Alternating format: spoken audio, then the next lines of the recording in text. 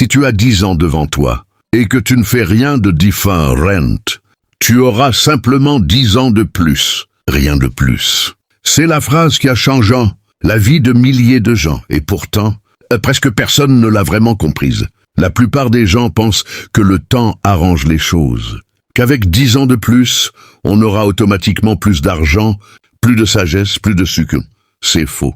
Le temps n'arrange rien. Le temps révèle. Il révèle simplement ce que tu as fait ou ce que tu n'as pas fait. Et c'est précisément ici que tout change. Il existe une différence brutale entre deux personnes qui vivent exactement le même nombre d'années. L'une d'elles utilise chaque jour comme une brique possum sur un édifice. L'autre laisse chaque jour glisser entre ses doigts en pensant qu'elle aura toujours le temps de recommencer demain.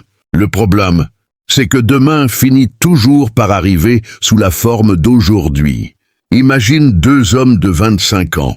Le premier décide de lire un livre par mois sur le développement personnel, d'économiser un peu chaque mois et de travailler 1 heure de plus chaque jour sur ses compétences. Le second continue exactement comme avant. 5 ans plus tard, rien ne semble différent entre eux.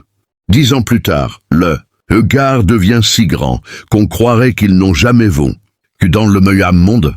Ce n'est pas la chance qui les séparait. Ce n'est pas le talent.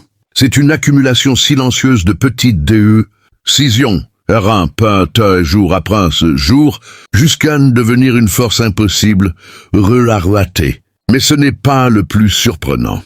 Ce qui est vraiment troublant, c'est que la plupart des gens savent tout cela. Ils savent qu'ils devraient lire davantage. Ils savent qu'ils devraient économiser. Ils savent qu'ils devraient arrêter de reporter. Et pourtant, ils ne le font pas. Pourquoi une vérité aussi simple reste-t-elle aussi difficile à appliquer? La réponse se trouve dans une chose que très peu de personnes comprennent vraiment. La discipline ne se ressent jamais bien sur le moment. Elle ne procure aucune satisfaction immédiate. Se lever tôt, dire non à une distraction, refuser une dépense inutile, tout cela semble insignifiant dans l'instant. Mais additionnons sur des anneaux, cela devient la différence entre une vie ordinaire et une vie extraordinaire. Un rôle inverse, la facilité, procure un plaisir immédiat, mais elle coûte cher plus tard. Dormir 1 heure de plus au lieu de travailler sur soi semble anodin aujourd'hui. Mais répété pendant 10 ans, cela devient une décennie entière redisparue sans construction. Voici ce qui est fascinant. Le corps humain, lui, comprend instinctivement ce principe.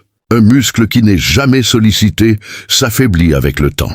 Un muscle sollicité chaque jour, même légèrement, devient plus fort. L'esprit fonctionne exactement de la même façon. Chaque jour où tu choisis la facilité, ton esprit s'affaiblit un peu. Chaque jour où tu choisis l'effort, ton esprit se renforce un peu. Le vrai secret est ailleurs. Le vrai secret, ce n'est pas de trouver une motivation extraordinaire. La motivation est instable. Elle va et vient selon l'humeur, la fatigue, les circonstances. Ce que possèdent réellement les gens qui réussissent, ce n'est pas plus de motivation que les autres. C'est un système, une structure, des habitudes, assez solides pour continuer, à avancer même les jours où la motivation a complètement disparu. Avant de continuer, il faut comprendre une chose essentielle. Ce que tu deviens dans 10 ans n'est pas décidé aujourd'hui par une grande décision spectaculaire. C'est décidé parce que tu répètes, silencieusement, sans que personne ne le remarque. Prenons un exemple concret. Une personne qui investit 30 minutes par jour dans l'apprentissage d'une compétence utile va, en 10 ans, accumuler plus de 1800 heures de pratique. 1800 heures suffisent, dans presque n'importe quel domaine, pour devenir remarquablement compétent. Et pourtant, chaque jour, ces 30 minutes semblent insignifiantes. C'est exactement le piège. L'esprit humain est programmé pour surestimer ce qu'il peut faire en un jour et sous-estimer ce qu'il peut accomplir en une décennie.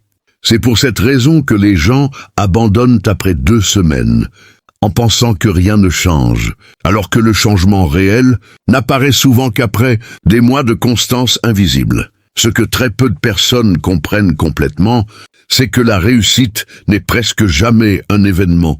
C'est un processus. On admire le sommet d'un arbre, immense, sans jamais penser aux années passées sous terre, dans l'obscurité, à développer des racines invisibles. Les gens qui construisent une vie solide font exactement la même chose. Ils passent des années à développer des fondations que personne ne voit, avant que le monde ne remarque enfin les résultats. Pense maintenant à l'histoire de deux commerçants qui ouvrent chacun une petite boutique. La même semaine, dans la même rue. Le premier travaille chaque jour avec la même énergie, sans jamais chercher à s'améliorer. Il ouvre à l'heure, il ferme à l'heure, il fait le strict nécessaire. Le second observe. Il note ce que ses clients aiment. Il ajuste ses horaires. Il apprend une nouvelle façon de présenter ses produits. Il lit sur la gestion, sur la relation client, sur la négociation. Chaque semaine, il devient un peu meilleur que la semaine précédente. La première année, personne ne remarque de différence entre les deux boutiques.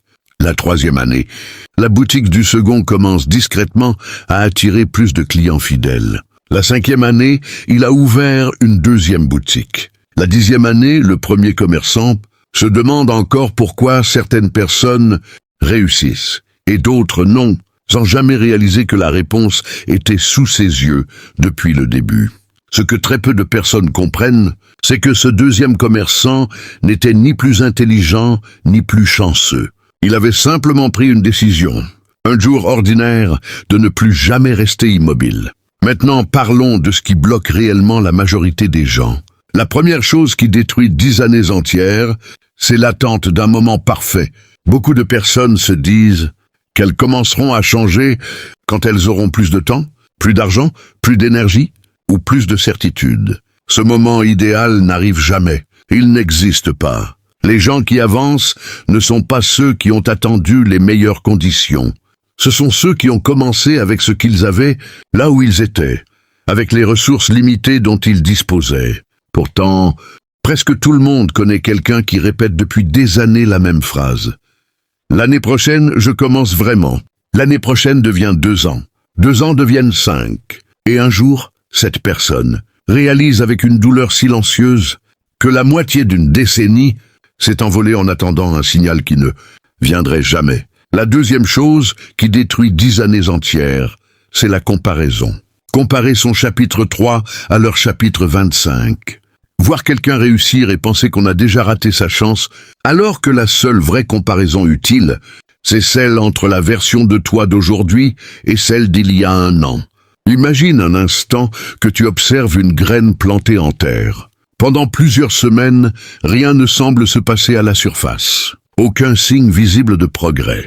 Et pourtant, sous la terre, un système de racines complexes est en train de se former, invisible mais essentiel. Si tu déterrais cette graine chaque semaine pour vérifier son avancement, tu détruirais exactement le processus qui l'a fait grandir. La comparaison constante fonctionne de la même manière. Elle déterre prématurément ce qui a besoin de temps pour s'enraciner. La troisième chose, la plus silencieuse et la plus destructrice, c'est la routine confortable. Un emploi qui ne satisfait plus, mais qui rassure. Des habitudes qui n'apportent rien, mais qui ne dérangent pas non plus.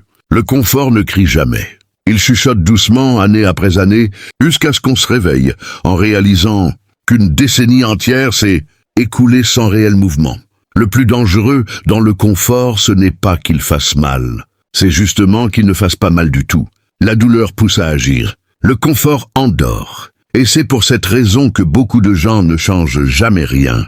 Parce que leur vie n'est pas assez douloureuse pour les forcer à bouger, mais elle n'est pas non plus assez satisfaisante pour les rendre réellement heureux. Ils restent coincés dans cet entre-deux pendant des années. La plupart des gens ignorent complètement qu'il existe une 4e force silencieuse, encore plus insidieuse que les 3 premières, la peur déguisée en réalisme. Cette peur se présente rarement sous son vrai visage. Elle prend plutôt la forme de phrases raisonnables. Ce n'est pas le bon moment. Je ne suis pas prêt. Il faut d'abord sécuriser ce que j'ai déjà. Ces phrases semblent sages, mais elles sont souvent simplement la peur, habillée en sagesse, pour éviter de prendre un risque nécessaire. Passons maintenant à ce qui compte vraiment. Comment utiliser les 10 prochaines années pour construire une version de toi que tu respecteras profondément. La première chose à mettre en place, c'est ce qu'on peut appeler une heure fondatrice. Une heure chaque jour, entièrement consacrée à ta croissance. Pas à divertir ton esprit, pas à consommer du contenu passivement. Une heure pour apprendre. Pratiquer, écrire, planifier ou améliorer une compétence essentielle à ton avenir. Cette heure, répétée sur 10 ans, représente plus de 3600 heures. C'est suffisant pour transformer complètement une trajectoire de vie. Choisis un moment fixe de la journée pour cette heure fondatrice et protège-la comme tu protégerais un rendez-vous avec la personne la plus importante de ta vie parce que c'est exactement ce que c'est. Tôt le matin, avant que le monde ne réclame ton attention, fonctionne souvent le mieux parce que ta volonté est encore intacte avant d'être épuisée par les décisions de la journée. La deuxième habitude essentielle, c'est la règle des petites victoires quotidiennes. Chaque jour, accomplir au moins une action, même minime, qui te rapproche de l'objectif que tu t'es fixé. Une page lue, un appel passé, une tâche terminée. Ce n'est jamais la taille de l'action qui compte, c'est la régularité. Le cerveau construit une identité à partir de ce qu'il répète, pas à partir de ce qu'il souhaite. Note chaque petite victoire, chaque soir, dans un simple carnet. Après quelques mois, tu ne verras plus une liste de tâches accomplies. Tu verras la preuve tangible que tu es devenu quelqu'un de nouveau, une ligne à la fois. La troisième habitude, c'est la protection stricte de ton énergie. Cela signifie apprendre à dire non aux distractions qui ne construisent rien. Réduire le temps passé sur des écrans qui ne t'apprennent rien et ne te rapprochent d'aucun objectif. Chaque heure perdue dans une distraction vide est une heure retirée à la version future que tu pourrais devenir. Fais un exercice simple. Pendant une semaine, note honnêtement chaque heure passée sur du contenu qui ne t'apporte rien. La plupart des gens découvrent avec un choc qu'ils auraient eu largement assez de temps pour cette heure fondatrice, cachée dans les interstices de journées qu'ils croyaient déjà pleines. La quatrième habitude est peut-être la plus puissante. T'entourer d'un environnement qui pousse vers le haut, les personnes que tu fréquentes le plus influencent silencieusement tes standards, tes ambitions et ta vision de ce qui est possible. Si ton entourage normalise la médiocrité, il devient extrêmement difficile de viser l'excellence. Change ton environnement et tu changeras, même presque sans effort conscient, la direction de ta vie. Tu n'as pas besoin de couper brutalement des relations, mais tu peux consciemment chercher à passer plus de temps auprès de personnes qui te tirent vers le haut et à écouter des voix, des livres, des contenus qui élèvent ta pensée plutôt que de l'endormir. Enfin, la cinquième habitude, c'est la révision régulière. Une fois par semaine, prendre 10 minutes pour observer honnêtement où tu en es, ce qui a fonctionné, ce qui doit changer. Sans cette révision, même de bonnes habitudes finissent par dériver, sans que tu t'en rendes compte, jusqu'à disparaître complètement. Un capitaine de navire ne fixe jamais uniquement l'horizon en ligne droite. Il vérifie constamment sa position, ajuste son cap de quelques degrés, encore et encore. Un tout petit écart, non corrigé sur des milliers de kilomètres, peut faire manquer un continent entier. Ta vie fonctionne exactement de la même manière. La révision régulière, c'est simplement le moment où tu ajustes ton cap avant que l'écart ne devienne trop grand, pour être corrigé facilement. Ce que très peu de gens réalisent, c'est que ces 5 habitudes semblent presque trop simples pour être puissantes. C'est justement leur force. Les grandes transformations ne viennent presque jamais de décisions spectaculaires. Elles viennent de gestes simples, répétés avec une discipline que la majorité des gens abandonnent après quelques semaines. Mais il existe encore un dernier élément, souvent négligé, qui détermine si ces habitudes tiendront sur 10 ans ou s'effondreront après quelques mois. La manière dont tu te parles à toi-même, dans les moments de doute. La plupart des gens sont extraordinairement durs envers eux-mêmes lorsqu'ils échouent une journée, ratent une habitude, ou reviennent à une ancienne façon de faire. Ils transforment un simple écart en preuve définitive qu'ils ne changeront jamais. C'est précisément cette réaction, et non l'échec lui-même, qui détruit la plupart des transformations personnelles. Une personne qui rate une journée d'entraînement mais qui reprend le lendemain sans dramatiser, continuera pendant des années. Une personne qui rate une journée et qui se dit qu'elle est décidément incapable de tenir ses engagements, abandonnera probablement dans les semaines suivantes. La différence entre ces deux personnes n'est pas la discipline. C'est la capacité à se relever rapidement sans laisser un faux pas se transformer en identité permanente. Et c'est ici que se trouve la vérité la plus importante de toute cette réflexion.